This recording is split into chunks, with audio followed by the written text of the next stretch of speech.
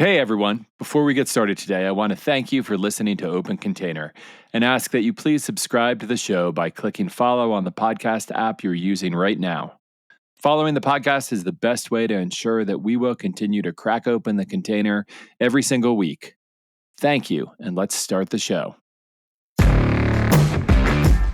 Welcome to Open Container. I'm Doug Schnitzpahn. I'm a journalist, writer, and overall lover of the outdoors. I've fought wildfires, reported on national politics, published magazines, and I just found a pair of Nordic walking poles in the bowels of my garage.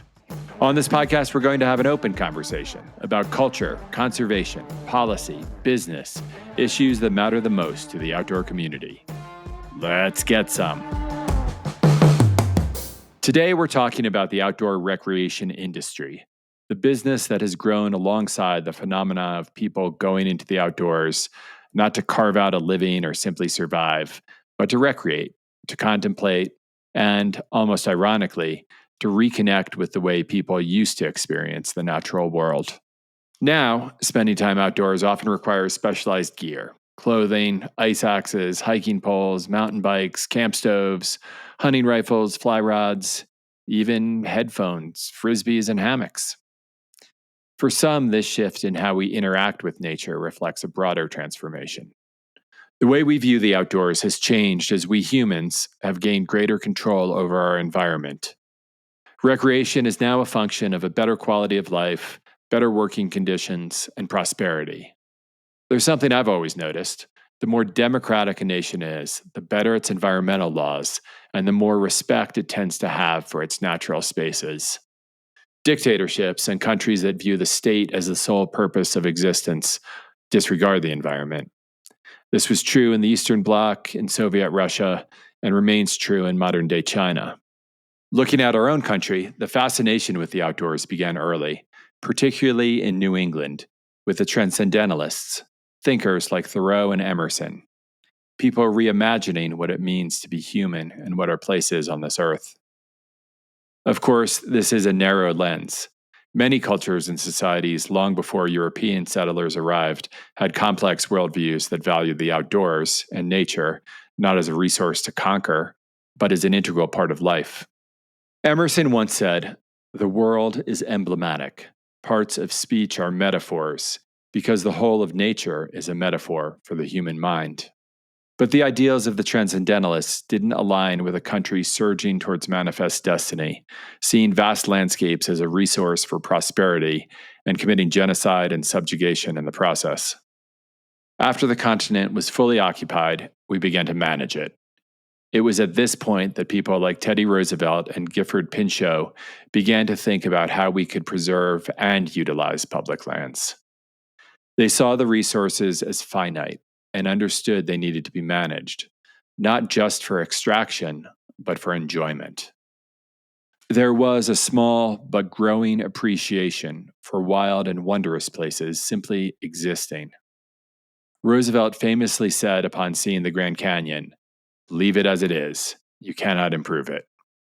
After World War II, everything changed. Humanity had proven its power over nature by splitting the atom and gaining the ability to destroy life on Earth. At the same time, people in the US became more prosperous. They had better jobs, better homes. And for the first time, working people had something new: leisure time. That leisure became a gateway to outdoor recreation: hunting, fishing, backpacking, cycling, or simply soaking in the beauty of the wilderness. In the spirit of the transcendentalists, this experience was now available to the broader public. In many ways, the modern outdoor industry began in the 1950s. Yes, some brands did come earlier. Columbia Sportswear dates back to the 1930s. Helly Hansen goes back 140 years. Orvis was founded in 1856, Stanley in 1913, Carhartt in 1889, and the German brand Schoeffel was founded in 1804 in Bavaria, long before Germany even existed. But the idea of recreation as an industry aligns with the post-atomic, post-war era in the US. Lawmakers recognized this too. In 1958, Congress created the Outdoor Recreation Resources Review Commission to answer three basic questions. What are the outdoor recreation wants and needs of the American people? What are the existing recreation resources in the U.S.? And what policies and programs will ensure those needs are met? In 1962, William H. White, who on Wikipedia is described as an urbanist, sociologist, organizational analyst, journalist, and people watcher, wrote a report for the commission titled Open Space Action. I love the cover of this report. It looks like it could have come out today. It's an illustration featuring a biker, people on the beach, a family in front of a canvas tent, a hunter, someone fishing from a boat. The report showed great foresight. The commission understood that outdoor recreation would become a primary need and that land would need to be managed accordingly. In the introduction, White wrote, "Most open space legislation passes with surprisingly large pluralities, but this is a fact many legislatures don't know yet. The legislative history of 1961 proves the political sex appeal of open space and will have a very stimulating effect on the undecided."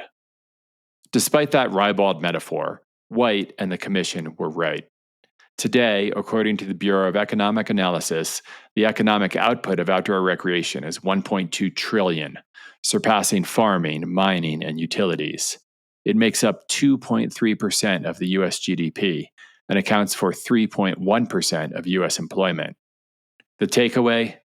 Outdoor recreation matters to Americans. The outdoor industry is real, thriving, growing, and represents a path forward. That puts incredible responsibility on brands in the space. Many have stepped up when it comes to sustainability and inclusivity, though there is still much work to be done. It also means there's still plenty of room for innovation, entrepreneurship, and clean alternatives to traditional industrial models, lessons that can be learned from the outdoor industry itself. My guest today has been immersed in the business of the outdoor industry for his entire career. He understands not just the long history and current state of the industry, but also its potential to be a vital force for the future. Eoin Comerford served as the CEO of Moosejaw for 16 years, overseeing successful exits to Walmart and Dick's Sporting Goods. He led Moosejaw to successive years of profitable growth, positioning it as one of the top U.S. outdoor retail brands. He now works with emerging brands in the outdoor industry, as well as startups, private equity, and venture capital firms in the retail and consumer mid-market sector. You can hear him weekly on the Rockfight podcast. Now, let's open the container with Eoin Comerford. Okay, I am quite excited to have Eoin Comerford here. And if you are a follower of the Rock Fight, our parent podcast, you hear Eoin on it every Monday and his valuable contributions to the outdoor business conversation. And today we're going to get into business and maybe even a little deeper than that. Good to have you on, Eoin. Thanks for having me on. It's great. Well, let's just dive right into it. I'm going to ask you a question that I also asked Chris Goddard as an outdoor industry insider. And it is simply, what is the outdoor industry? You know, it's funny. In the outdoor industry, we love to throw around this $1.2 trillion number. I mean, I can't tell you how many pitch decks I've seen from emerging brands that talk about it. You know, it's $1.2 trillion, and that is a great number. And I'm not trying to denigrate it at all, but it is truly all inclusive. It is everything from what people spent at the hotel minibar next to on their way to a national park to the employee that was doing the valet parking. I mean, it's very all inclusive. When I think of the outdoor industry, maybe a little bit more myopically, I'm thinking more about the brands and the products and the retailers that are selling those products into the industry. So more of a product focus, and that number is probably globally maybe about a tenth of the 1.2 trillion, so closer to maybe 120 billion, which is not nothing, but it's less than the 1.2 trillion number. And is there a way, what are the borders for outdoor brands? Like when you think of the outdoor industry, does it include something, way out on the edges of lifestyle? Good question. Yeah, I mean, I tend to think of it more as, the folks that used to, show up to OR back in the day. That's kind of who so it's a lot of it's the North Faces, the Patagonias, the Arcturixes, the, CDMSRs, all those sorts of folks. And, again, in my little myopic world, it's a little bit more in the kind of, it's definitely at its core, it's hike, camp, climb, but then also you've got, some bike in there, maybe, some trail run. I mean, it's a little been a bit squishier over the years, right? The other thing too is, there's the whole other outdoor industry, which is the hunt fish Yeah, side, which, I mean, some people think, oh, you're all part of the same outdoor industry, but in many ways, there's so little overlap in terms of people or brands or stuff. There's actually quite a bit of overlap in terms of customers, though. Like you'll have fisher, people who are game hunters who are wearing, Gore-Tex jackets from Arc'teryx potentially, but of course now you've got Sitka and others that play that game. But there is some overlap there. But in terms of the retail world, I don't really think of that sort of as part of the little industry that at least I play in. sure. Yeah, yeah. And I think that's an interesting way to frame it too, right? Where do these people shop? Like, who are the similar people like them, right? Who do they hang out with? Who are they with? Right, because at its core, the outdoor industry that I think of as has a community aspect to it, and that community is those brands and those people that share sort of the passion around those specific, very specific activities. Yeah, and a lot of that is human powered recreation as well, right? We're looking at that's where we lose Exactly. and I know that 1.2 trillion includes RVs, it includes ATVs, and we're not really thinking of them in the same space. Though, as you said, those people can cross over too. You can ride an ATV and love to trail run. Exactly. So, how do you think that 1.2 trillion number is useful? What does it represent? I think it's useful, certainly in conversations we're having right now about things like public lands, to where it just shows that that it is a very important part of our economy, both from a dollars and cents perspective, but also from an employment perspective, and lots of different ways. And so, when you're talking about taking away public lands, increased extraction, et cetera, I do think it does help to frame that conversation around, well, hey, they're not just sitting there doing nothing, Right. right? They are actually producing monetarily and economically, but not in a way that's extractive. So I think that's kind of an important point as we look at that whole public lands element, and also just as we're lobbying for various things like the Explore Act that we got finally got passed late last year, and really garnering support across the aisles for those sorts of things, because again, that outdoor industry does include a lot more than just the maybe typically more left leaning Right. side that maybe we would tend to play in. And that seems to be a really important point right now, that like this idea of being outdoors, playing outdoors, whether you're doing it on a dirt bike or whether you're, trail running and trad climbing, there's a shared love of this one thing that transcends any political party. Exactly. I would say the one thing about the whole public lands debate that because I'm certainly all about protecting public lands, and definitely very concerned with what we're seeing today coming out of the Department of the Interior. That said, though, I think there is a tendency, within the more left-leaning side of our industry, to be dismissive of anybody who wants to do anything with public lands. And it's very easy to be in that ivory tower when you're living in, let's say, New York, where less than 1% of the state is our federal lands, right? And you look down on people, let's say in Utah or Nevada or Alaska, which have more than 60% of the state being public lands. And you look down on them and you say, no, no, no, here are all these purity tests, and you can't do this, you can't do that, you can't do the other thing. And so, I think we need to stop demonizing people around public lands and try to find ways to work together to protect public lands, because to your point, it is a bipartisan issue, but we need to think of it in a bipartisan way. And I think that all the demonizing that does go on, I think it does actually potentially work against us protecting public lands in the long term. That's an interesting point. Yeah, I know when I worked for the Forest Service in Montana, I first got there, one of the things they gave me was this insane use map, which you unfolded and it was just covered with, everything was by township and range. So it was a little grid. Right. And then it had, you know, 27 different colors, which told you, what uses you could use in that land. And at first it bothered Right. me, but then it made me realize that, wow, there's a lot of different people engaging in a lot of different activities on this land. And an important reason, too, I guess, to fund land management agencies is how we can ensure this big group of people can all play together. Right, and exactly, and I think that's the really concerning thing about the current administration is not just the loss of protections for public lands, but also the loss of the workforce that's needed to protect those lands.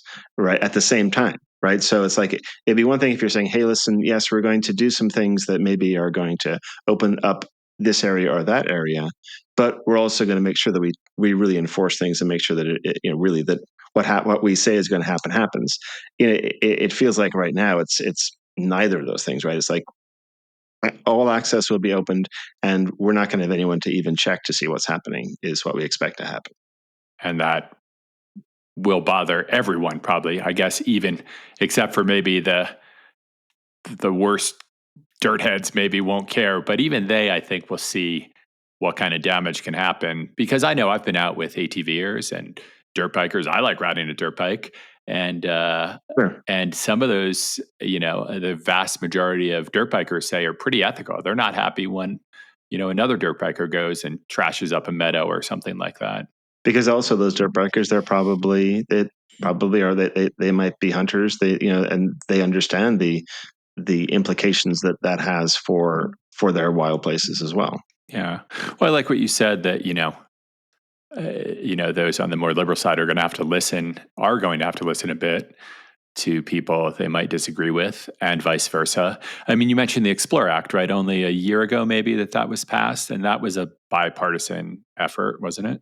Exactly. Yeah, absolutely. Yeah. So, what can we learn from that being passed to try to help us navigate through now when it seems like we're, way in the red zone off on the right side? I think what we can learn from it is that there is a bipartisan support for public lands, and if we can remind our elected officials that it is a bipartisan issue, and if they screw it up, there's going to be sort of hell to pay from both sides. Um, I think the challenge, though, is that it does feel like that when you're being attacked, and public lands are being attacked today, your natural reaction is to be defensive, right? And to go straight to sort of code red. And so, and vilify and demonize. And so, I totally get it. Trust me. But I would say, we need to, I guess, be the bigger people, take a step back and try to find solutions instead of just point fingers. Yeah, and I talk about this a bit in the intro to this Q&A. It seems like there was a time in the 50s and 60s where the government really did see what was happening, see that we were changing from a country of homesteaders and pure extractive uses on the land, and realizing that, it was done. The country was shackled, and started really looking at recreational uses and how we could plan for those. And I'm not sure why we've moved so far away from that now, unless it's just a knee jerk reaction to change. But I mean, things like selling public lands to support tax cuts for the rich. I mean, that stuff Yeah. is just, yeah. I mean, come on. Well, anyway, let's dive down a bit more into the business end of things. Even though I love talking about public lands, and but I think we were talking about the outdoor industry and kind of defining a bit of what it might be, and looking at that more, human use, old OR type of outdoor industry. How do you think this industry is different than any other business environment or industry out there? I think the first thing is that it's an industry built upon passions, right? That people have in terms of these pursuits. And so a lot of the people in the industry actually came to the outdoor industry in order to sort of meld that. They wanted to meld their passions with their work life.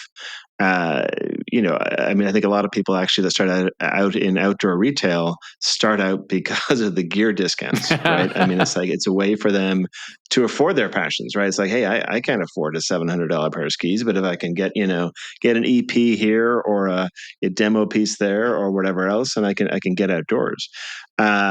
So as I've said to a few people, it's like, most people don't come to the outdoor industry to get rich, I would say. And some people do, and some people have, but it's generally not the main driver of folks, even founders in the industry, right? Yes, they'd love to maybe potentially sell someday or bring in some big investors, but that's typically not why they started what their companies, right? So I think that that's a big driver. And then within that, and I think because of that, because it's an industry based upon personal passions, there is this sort of natural community aspect to it that you don't find in other industries. Right. So it's this shared ethos that goes beyond just we sell stuff, and we do stuff together. Like when we get together, we're doing things where, most industry get-togethers will include a hike or going skiing or you name it, right? So that to me makes it a lot different than just, hey, I'm schlocking electronics or whatever, right? It's just a different deal. And you came into the outdoor, you were at Moosejaw for 16 years, I believe, right? Yeah, exactly. Yep. Yeah. So I started my career as a mechanical engineer, Huh. if you believe that, and did that for like a year and a half and just hated it. Then I got into management consulting, which I loved management consulting. It was just really fun working with mainly in the automotive sector. I'm in the Detroit area. Worked with a lot of cool companies there, and then ended up spinning out working for a sort of a new tech incubator from Ford Motor Company, and then spun a company out of that was in the kind of the outdoor gear and gadget space. So that's how I got into retail. Did that for a number of years, built that up, sold it, and then joined Moosejaw. So sort of a circuitous way to get into retail. And quite honestly, I mean, I joined Moosejaw because of a love of retail and e-commerce, not necessarily as an outdoorsy person. I'm relatively outdoorsy. I like to car camp, but I'm not like a massive mountain biker or skier or what have you. But hey, car camping is a good place to be, right? That's what most people like to do. Absolutely. Yeah. Yeah, no. I tell the story, in terms of, I love camping. I mean, it's probably when I look back on vacations with my kids, and we've been very fortunate to be able to go a lot of places, do a lot of things, but it's those camping holidays that are the highlights. Yeah, and I remember, I think when I first met you, you ran me through Moose Jaw's kind of souped up car camping equipment that you were putting out, right? So, Yeah, and that was actually, unfortunately, shortly before we were sold to Dick's Sporting Goods, right. and they didn't want to continue that product, but it was amazing stuff. I mean, still very proud of what we did there. It's just some really great tents, furniture, you name it. But yeah, a lot of my that was where I sort of melded my mechanical engineering background with Moose Jaw and car camping. So were you, what took you most by surprise as a former engineer and former, working in the automotive industry when you first came into the outdoor space? I think I had a relatively unique experience just because it wasn't just the outdoor industry, it was Moose Jaw. And Moose Jaw is, or was, unfortunately, just a super special place. The founder, Robert Wolf, just he he believed that it was all about, that the outdoors should be all about fun. Okay, and that was why, because at the time, if you think back to this is sort of the mid 2000s. At the time, outdoor marketing in many cases was still very much what I would call misery marketing. Man versus the Oh, mountain. yeah. These gritty black and white photos of somebody on on the face of the Eiger. And just the wind blowing, and they've got their Gore-Tex jacket on. Um, and Moosejaw was like, fuck that. I mean, we do this to have fun, right? And so that was the whole vibe around the Moosejaw brand. And uh, a big belief of Robert's was, hey, if you're going to market fun, project fun, you actually have to be having fun, right? To be authentic about it. And so it was just I mean, it was a work hard, play hard scenario, but everything was just, it was fun. We never took ourselves too seriously. Meetings were fun. We were just joking around, practical jokes, finger darts across the office. Always trying to come up with some crazy shit, for marketing. And so yeah, so I think I had a sort of a special experience there, which melded some of the passion and community aspects of the wider outdoor industry with just this sort of insane, what we used to call love the madness aspect of Moosejaw. And yeah, and I was fortunate. I came in, so Robert had sold to private equity a couple of years before, and he was kind of on his way out, but luckily stuck around for a few months to sort of shepherd me into the role. And so he and I were able to kind of codify what it meant to be Moosejaw. And I think one of, like, if I look back on my career, one of my biggest achievements is taking that Moosejaw brand that existed in 2008 and really building and amplifying that brand so that, even though Robert had moved on long since, it was still the same brand, the same vibe, 15 years later. I love that, and I think, as you mentioned before, I mean, it's an inclusive vibe, right? It was for the car camper, it's for the, and as we further try to define what outdoor industry is, it seems recently that a lot more inclusiveness has replaced, as you said, you know the real super aspirational, super gate kept kind of outdoors. And that was a big part of what we looked to do, was to address that sort of elitism that did exist within the industry. I mean, we had some of the top brands, in the world that sold on Moosejaw. We were one of the top brands for Arc'teryx, for example. Back in the day, we had a huge equipment business, a very large climbing business, actually. So we had a lot of people doing hardcore stuff that were customers, whether it was climbers, whether it was uh, you know uh, through hikers, you name it, they were coming to Moosejaw. But we really focused on, because of that fun aspect, really trying to break down those barriers. And we hired for it as well. Like, if you went into a Moosejaw store, you weren't going to kind of get that vibe of, oh, you've never backpacked before? Oh, Right. well, none of that kind of bullshit. It was much more, hey, yeah, that's so cool. I love doing whatever this thing is, climbing, hiking, whatever. Let me share my passion with you about that activity and kind of bring you in and bring you along, versus kind of maybe look down my nose at you because you didn't know what a crampon was, right? Right. So I think that was a big part of it. And I mean, quite frankly, we were bringing new people to the industry. Like, you looked at the average age of a Moosejaw customer, it was sort of early to mid 30s. And you compare that to, like, the average age of an REI customer, or even especially retail customer, was more like mid to late 40s. Wow. So, yeah, it was significantly younger and just more inclusive for younger folks who felt like, oh, okay, yeah, these guys kind of get it. It's not, it's about going out and being with friends, and it's a social experience. And I mean, not for everybody, but for some people, being outdoors is about getting away from everybody. But for a lot of people, it is about being out there with friends and family and others. And I think, but, and then when you're making it more inclusive, my friend Mike Geraci brought up a good point where the outdoors can't be everything to everyone either, right? That starts to water it down. So where is that edge? Where is the edge of how the outdoor, industry can still define itself, but still be more encompassing? I mean, I would tend to lean more on the inclusivity side. If I'd be like, like this, less danger there than trying to kind of really box things in.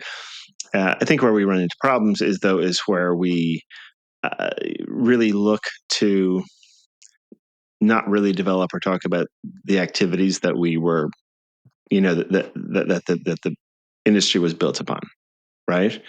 And I think there's a lot of that does go on. So inclusivity for me is the inclusivity of bringing people into those activities. Because if the activities are the core of their relationship to your brand, then you're going to have a long-lived relationship with that customer. If all it is, if it's a fashion play, ultimately, it's, hey, I want to look good at the bar, and I have no intent of going hiking or snowshoeing or climbing Right. or camping or setting foot outside of, these 3 blocks of Manhattan that I live in, then that's not really, that to me is when you get inauthentic and when you get away from the core, right? So, so to me, there's a difference between inclusivity of, hey, we want to welcome everybody into hiking and all of these activities versus, hey, it's cool if anybody just if we develop stuff specifically for people just to walk their dog. That's a little bit of a different animal. But in the time even that you were at Moosejaw, there was a big shift, I think, in the outdoor consumer, right, where people are uh, not as hardcore maybe as they used to be. Yes. I think there was a big shift maybe in the the the reach of outdoor brands, right? Because the outdoor look did become trendy. Right. Okay, I mean, you think back to the late 2000s, the classic sort of you know uh, Denali jacket with UGG boots look, that was very prevalent Right. on Yeah. Yeah. campuses Yeah. back in the day. Um, and so certainly it did become this element of a fashion piece, which is very much still part of what drives our industry today. And it's actually now morphed a little bit more to the point where I think a lot of retailers are now just bringing in products specifically for that customer. I think that's where it gets a little bit dangerous, Sure. where it's like, okay, we're really just bringing in loungewear, Yeah. Viore, or call it what it is, right? It's like, could you use that stuff to go hiking? Yeah, I guess you could, but is that what 99% of it's used for? Not really. So yeah, I think that's where it's a little bit dangerous, but ultimately, I don't think we want to just sort of cut all that off and say, hey, those aren't real outdoor customers, kind of screw Right. them, because quite frankly, the dollars that they bring in support the other aspects of the industry as well. So we can't be too, exclusive about the whole deal. Especially, I think, as you said, that outdoors has become a lot more trendy than it used to be, right? It's a lot more especially in urban people, it's kind of part of their wardrobe, part of their Right. activities now, right? Right. The whole gorp core look Hmm. that sort of became a thing. Yeah, and again, I think there's nothing wrong with that. I don't want to, sort of say those aren't worthy consumers. It's when it's when outdoor brands start to design specifically for that consumer. Yeah. That's when I think we start to lose the script a little bit as an industry. Yeah, I mean, I think some of my favorite products, like I just got a fly low shirt recently that is like multi use, right? It's this amazing quick drying fabric, but I can also just wear that out, anywhere I want to go, especially in Boulder. Maybe not in a bigger city, but yeah, I know. Actually, I was just in a local store here in the Detroit area that had a great Philo section, and yeah, I always thought of Philo as maybe more of a snow brand, but some of their shirts were great. Good looking fit, good looking fabric, a little bit of a Western flair yeah, to some of it. It was like, oh wow, this is like Cloudvale, version 2 here. I I was like kind of that. digging Yeah, it. yeah, absolutely. What do you think is the biggest challenge right now for the outdoor industry? Where to start? I mean, I think I put it down to kind of 3 things. So I would say one is affordability and accessibility. Okay, it would be maybe one that I would can maybe put those two together, and then the other is inclusivity. So affordability and accessibility. You look at a lot of the product that we now have or now sell within the industry, it is really expensive. Okay. And if you're a young person, who unfortunately, for the first time in forever in our country, young people are not doing as well as their parents at the same age, right? So they can't afford a house, income inequality, all these other things. But they look at hey, I'd really love to get a nice Gore-Tex jacket, right, to go hiking.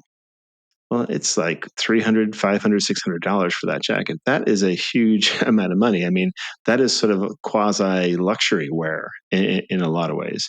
And so, people end up either not shopping in outdoor stores, or they shop elsewhere for a product that kind of works but kind of doesn't. The same thing maybe with, you want to get a good backpacking tent, and you're going to go lightweight, and it's 300, 400, $700, whatever it is. So I think we do have a bit of an affordability issue, especially relative to maybe some of the other elements that are out there. And it's not because the outdoor industry is just massively marking up product. It's because of the quality and the materials that we're building in. But still, it does create issues, and that's one of the reasons why I think our industry needs to really lean into this whole used concept, not just for the whole sustainability aspect, but actually as a customer acquisition tool to bring people into the industry, especially younger folks who couldn't otherwise afford the kinds of products that we make. Um, so that would be the first thing. So it's that affordability issue, and then the inclusivity aspect. And so, I think one of the things that did surprise me when I first joined the industry, and was sort of walking the halls of outdoor retailer back in the late 2010, late 2000s, is just how incredibly lily white our Oh industry yeah. was, right?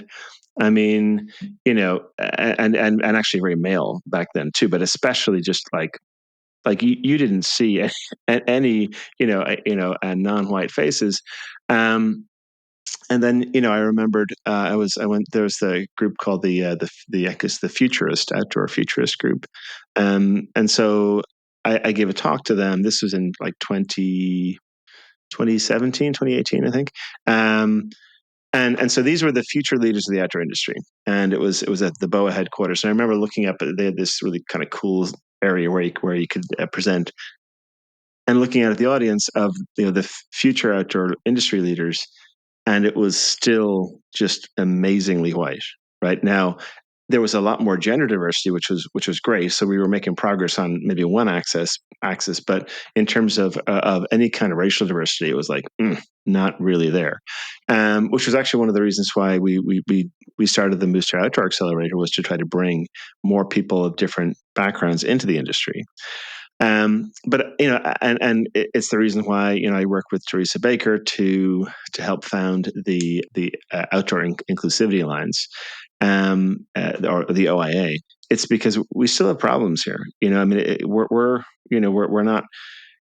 we're not making the progress we need to make as an industry, right? To move beyond that core customer and to bring more people into the outdoors. Because I think when we do get folks outdoors, they see the how helpful it can be for overall health, mental health, societal health, right? And but we're not reaching people young enough or widely enough to bring people in.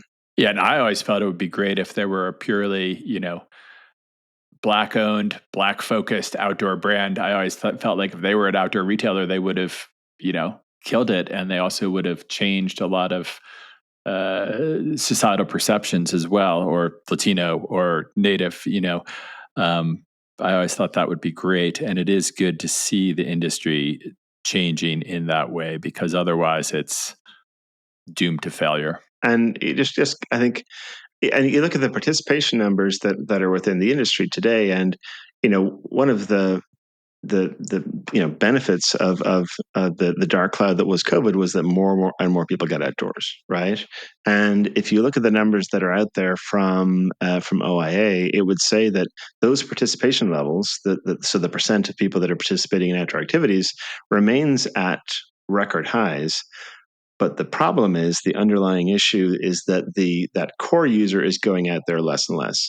And in many ways, that core user is an older user. And so, I think as an industry, we potentially have this issue where we're aging out to a degree. That core, person who's in their 50s or 60s, who really grew up in the outdoors, and really the outdoor movement that started in the 1970s, that person is aging out, right? And they're also the people, by the way, that happen to have all the disposable income, that are buying all these expensive, jackets and gear, et cetera. And so it's like, okay, and also a predominantly older white customer. So, we now have this, much, you look at the US population at the younger levels, much younger, much more diverse, you know, and, different ethnicities, different income levels, et cetera. How do we deal with that? How do we bring those people along? Not just in terms of, hey, getting out for a hike once a year or twice a year, whatever it is, but really embracing them and bringing them into the industry, and then, hopefully equipping them with really good gear and good apparel and good products to really enjoy the outdoors, so they don't have a miserable Yeah. experience the first time they go camping or whatever else. Yeah, I've got an 18-year-old and a 21-year-old, and it's interesting. I think you were talking about used gear too, and they spend a lot of time in thrift shops. In fact, the first time I felt really old recently was going in a vintage thrift shop here in Boulder, and I was like, "Man, I am the old guy in this room." But it was buzzing with young people and teenagers buying used and vintage gear.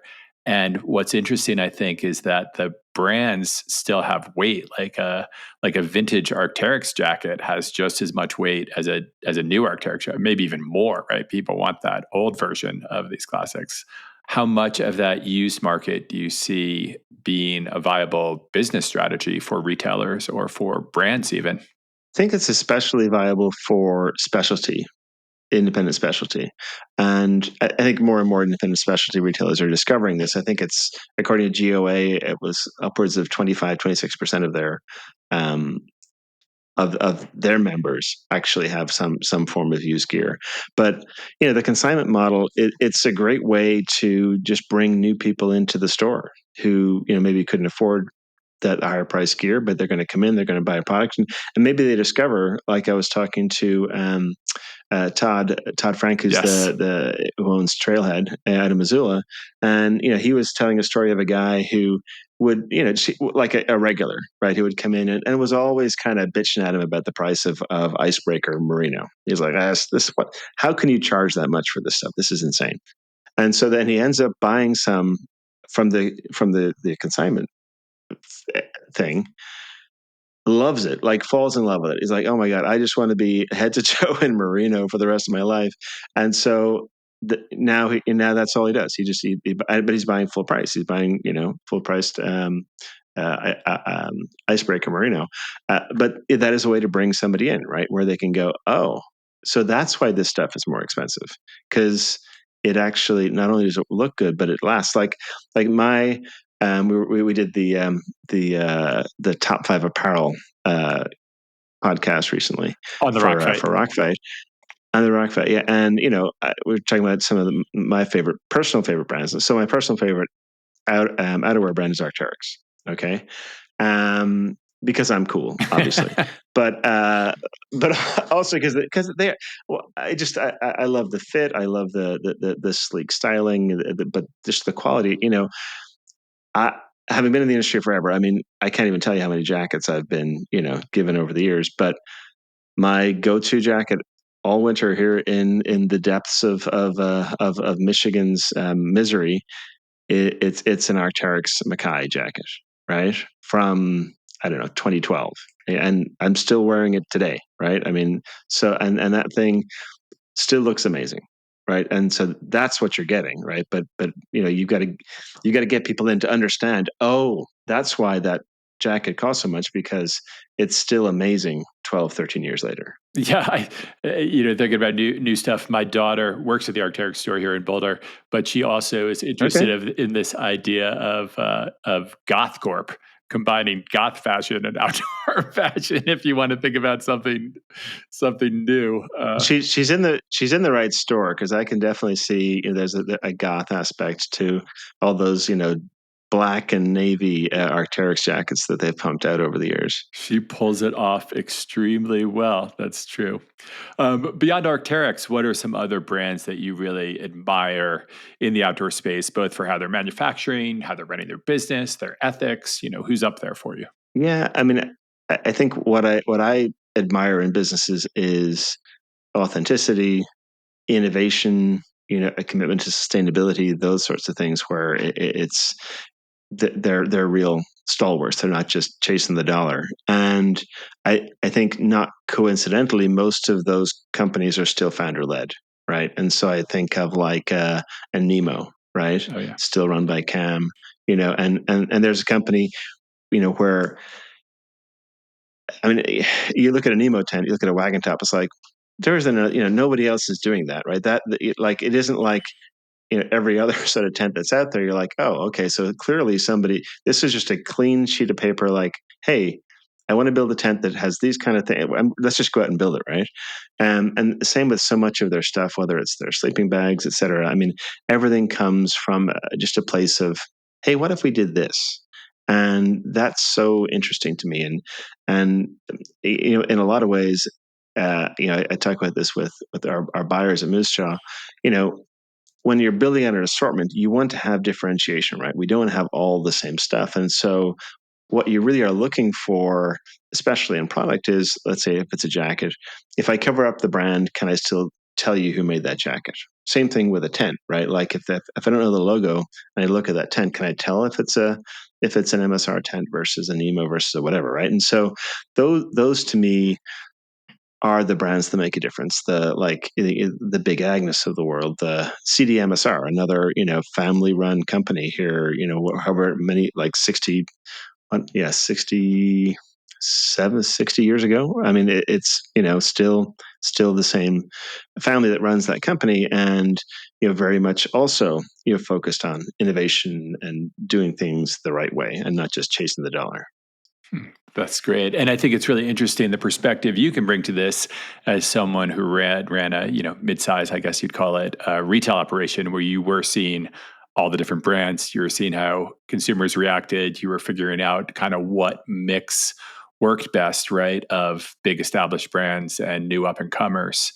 How would a new brand, catch your eye? How would you know something would do well in Moose Jaw? Well, really, they had to bring something new to the table, right? And I mean, theoretically, if it's an emerging brand, it should be right, because Right. otherwise, why develop this product if it already exists? But I think typically, I'm looking for things like visual tech or visual differentiation, as well as material tech. I think one of the issues potentially we have within our industry is we do tend to get a little wrapped around the axle with these sort of really minor gains and very nerdy materially type stuff. And if you don't help translate that for the consumer into understanding visually why it makes sense, right? Like, why do I want to pay more for this, or why is it different, or what have you? I think we can kind of lose the script sometimes. And I see that, for example, with some of the material technologies that the big brands have spent a lot of time on. It's like, well, okay, cool, it's marginally better in terms of whatever breathability or fast dry or whatever.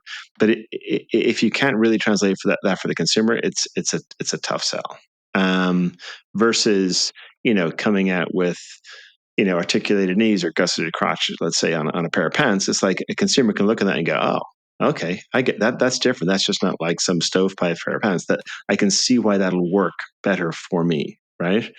And so it's those aspects that I think are important. But with new brands, it's what are you bringing that's new? Because in many ways, those brands are kind of like the bling in the store. They're the stuff that is going to excite the gear nerd if it's on the gear side, or maybe it's going to bring a little bit of a different look if it's on the fashion side. Okay.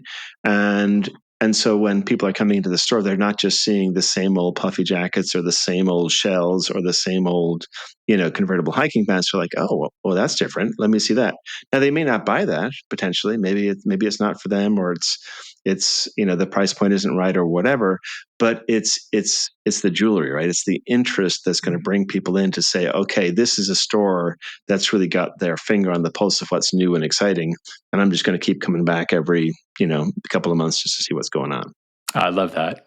When I think we're getting into kind of your passion and your hotspot here, really though, which is emerging brands, new brands, startups. You guys did an incredible job, I thought, with the Moose Jaw accelerator when you're doing that, bringing a whole range of diverse and new and interesting brands in. And I know now that you are consulting and helping start up brands. Um, Tell us a bit about your work there and how, you know, how you see a brand that you think is going to succeed. So when I ultimately left Moosejaw, which was in early 24, actually, there was a bit of transition time there towards the end as we were integrating it into the Dick's Public Lands Group.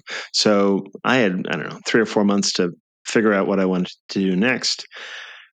And really, I just was reflecting on what did I enjoy about my current job, being CEO of Moosejaw, and I kept coming back to the accelerator. Was probably one of the highlights. I just really enjoyed my time with founders, and also I was at a point in my career where I was asking, how can I kind of give back a little bit, right? I mean, the outdoor industry has been really good to me, and it kind of came back to the same story. I can these are people that I can really help. This is me, you know, making the most of what I have to offer, right, in a way that I think will have the biggest impact. So yeah, so I work with all kinds of outdoor brands. I was looking at the lineup for Switchback, and it's like 15 different brands that I know or have had some kind of relationship with over the last few years will be at that show, right? And so it's extremely rewarding, quite frankly, just to see that and to see these brands come along. And it's I'm a consultant, so in some cases that's actually where it's like a retainer arrangement where I'm working with somebody, or there's an equity based arrangement, or in a lot of cases it's just a pro bono deal, right? Where it's just like, hey, I think you're cool. We need more people like you in the industry. How can I help? So yeah, but it's just a ton of fun. And what does a brand need to do really to catch your eye or catch your interest?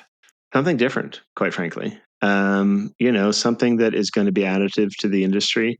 In some cases, there are brands that just are that sustainability is so at the core of everything that they do. They are like a model for the future, and I want to be part of that. In other cases, they are creating product, let's say for women mountain bikers that are really underserved, like with a wild rye, Yeah. and a really very specific point of view. In other cases, it's like a new technology that's going to help with outdoor accessibility, like the GoFly and Nara, right? So, all kinds of different folks in different areas, and it goes beyond outdoor. I work with some folks that are in the RV water filtration space. I work with other folks that are actually on the golf side of things. So it isn't just outdoor, but I would say it's outdoor active is probably 80% of the brands that I work with. But it's just a passion for you to see a good idea and want to help it thrive. Absolutely. And I think one of the great things about working with founders is that almost by definition, they are optimists. Okay. Because if you weren't optimistic about the future, you wouldn't pour yourself into creating a new brand or a new thing, right? You'd just be like, okay, I'm just going to kind of, plug along here and hope things don't go totally sideways. But, you really have to have a vision for the future to be a founder. So what, looking at your career, going from a mechanical engineer to Ford to Moosejaw to now helping these brands, what has the outdoor industry, what has this space taught you along the way about yourself and about business, about the world? Probably the biggest thing it's taught me is the importance of authenticity, right? Both from a personal perspective, um, as well as a company perspective and a brand perspective, right? And how that's sort of the core of all relationships, I guess I would say. And the importance of relationships, obviously, is a big part of what I've learned too. But that authenticity, I would say people that know me would say, yeah, with Owen, you kind of, yeah, what you see is what you get, right? There isn't a lot of artifice. You kind of know where you stand with Owen. It's kind of no bullshit. And so I don't know that necessarily my personality changed dramatically over the time I was in the industry, or if it was just an alignment of somebody who kind of was who they were in an industry that maybe supported that. I think it's probably I know it's helped me to be less of an asshole, right? I mean, that's certainly. I'm not saying I was an asshole before the industry, but I think the industry, outdoor industry, more so than other industries, really does appreciate and reward people for not being an asshole, right? And so that's one of the things that I've kind of, as I get into Moosejaw and into the industry, definitely took on this whole pure no asshole policy. It's like, you know what? Life is too short to deal with assholes. And if you are one, then you're not going to be part of this company. And, we're not going to buy your shit. And yeah, just go away. So I think that's probably part of it too. I think also becoming a parent helped with that as well, giving you perspective. But so it all happened kind of around the same time. I think we found the title for this episode. Don't be an asshole. The no asshole policy. That's right. There we go, Colin. Take that down. Mm-hmm. So people who want to hear more of your insight, obviously can do so on the Rock Fight.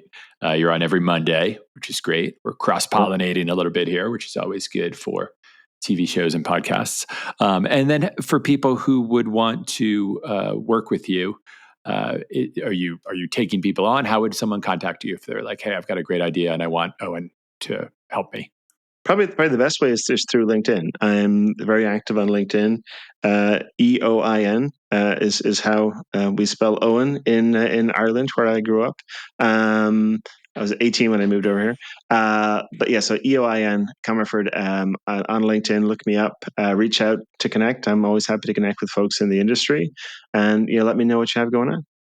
Love it. And it's been so good to have you on to cross-pollinate, as I said, and get this insight from you. And but we're running out of time now, so I will bring you to the final question of every open container. And we've talked a lot about optimism, and it rolls right into that. And the question is, what gives you hope? I think what gives me hope is the founders that I work with and the passion that they have for this industry and the new blood that they're bringing into our industry. And I think almost to a person, they have a level of inclusivity and a perspective that I think is needed and valued within the industry. It's part of what I look for in the founders that I work with. So maybe there's somewhat of a self-selection bias there, but I see a lot of hope there with these new companies that are going to really help to bring the industry to a new level in terms of accessibility, but also inclusivity and sustainability in many ways too. So I think that's a big part of it. The other one, to not be too self-serving, but is the Rock Fight. I like what we have going on. It's not just about having a podcast and shilling some of the latest outdoor apparel or whatever, but there is a bit of a community aspect that's growing with that that I think is crossing different lines. So we've got people who are from brands, who are from retailers, who are just in who want to know about the business, get into the business, and I think that's something that's been missing for a while, and I like seeing that and being part of that, quite frankly. Great words to end on. Thanks so much for being on Open Container, and people can hear you on the Rock Fight. Thanks for having me on. Thanks for imbibing Open Container, a production of Rock Fight LLC. Please take a second to follow our show on whatever podcast app you're listening to us on, and send your emails and feedback to myrockfight@gmail.com. To learn more about Eoin Comerford, head to his LinkedIn page and listen to him every Monday on the Rock Fight. Our producers today were David Karstad and Colin True. Art direction provided by Sarah Gensart. I'm Doug Schnitzpahn. Get some. Thanks for listening.